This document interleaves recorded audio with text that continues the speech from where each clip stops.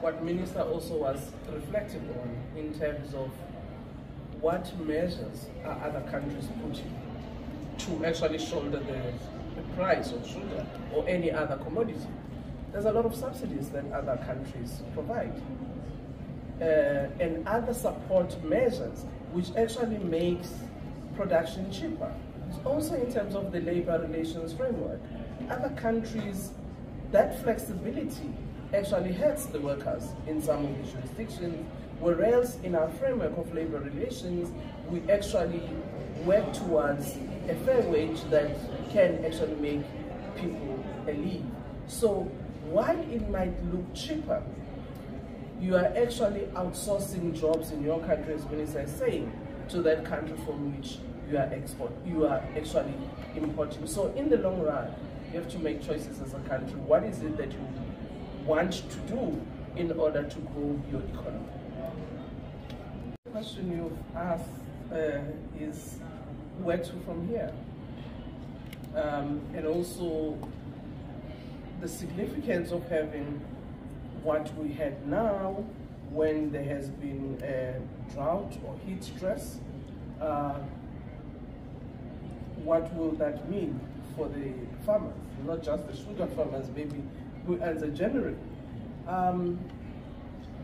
Minister, when he was answering earlier, he reflected on the issue of climate change, which as government and the sector, the agricultural sector as a whole, have actually acknowledged that climate change is here with us and is going to be here with us.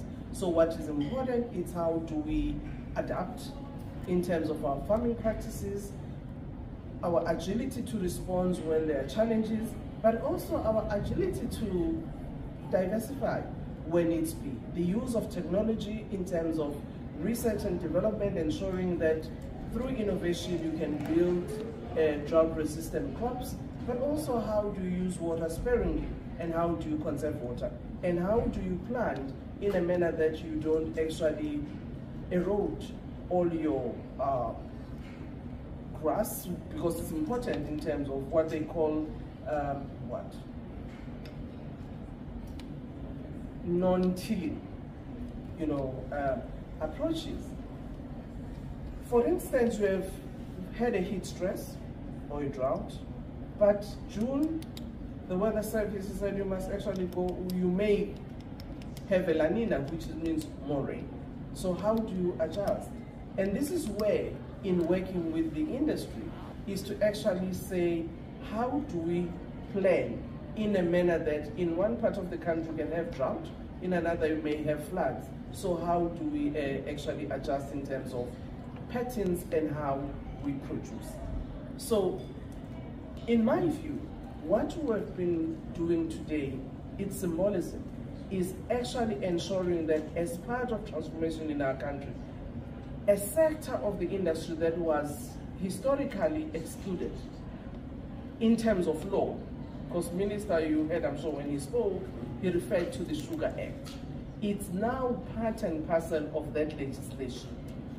So the concerns and the voices and the engagements that the small-scale farmers would want to put on the table, they will now do so as part of the entirety of the industry. But also, they will develop, in terms of development, they'll also benefit from the infrastructure that is already there. I mean, you have got the sugar research, and now as part of the industry, they are going to benefit from that. I mean, we had Fai, when she was welcoming Savda, she says, this is your home. So this infrastructure can actually be used now by your small-scale farmers represented by SAFTA.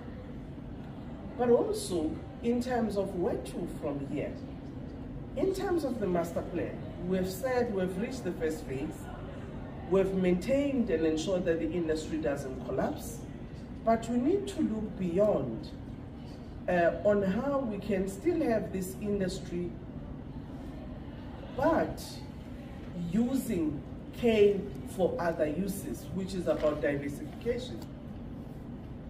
Ethanol is one of those, biofuels is another, jet fuel coming from sugar bagasse in terms of electricity and energy. So in the master plan, there has been a dialogue amongst all the industry players to say, how do we look beyond refining and only sugar for eating, but rather look at cane as a source that can be diversified for other uses.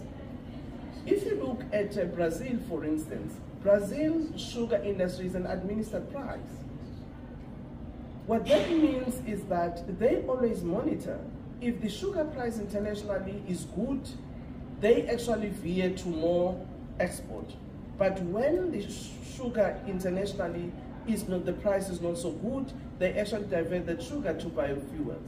And what they had to do in terms of ensuring that they actually use sugar for biofuels, they had to work with their Minerals and Energy Department and the DTIC to make sure that their motor vehicles are actually dual in nature. It can allow for sugar, ethanol. It can also use crude oil without a lot of impact.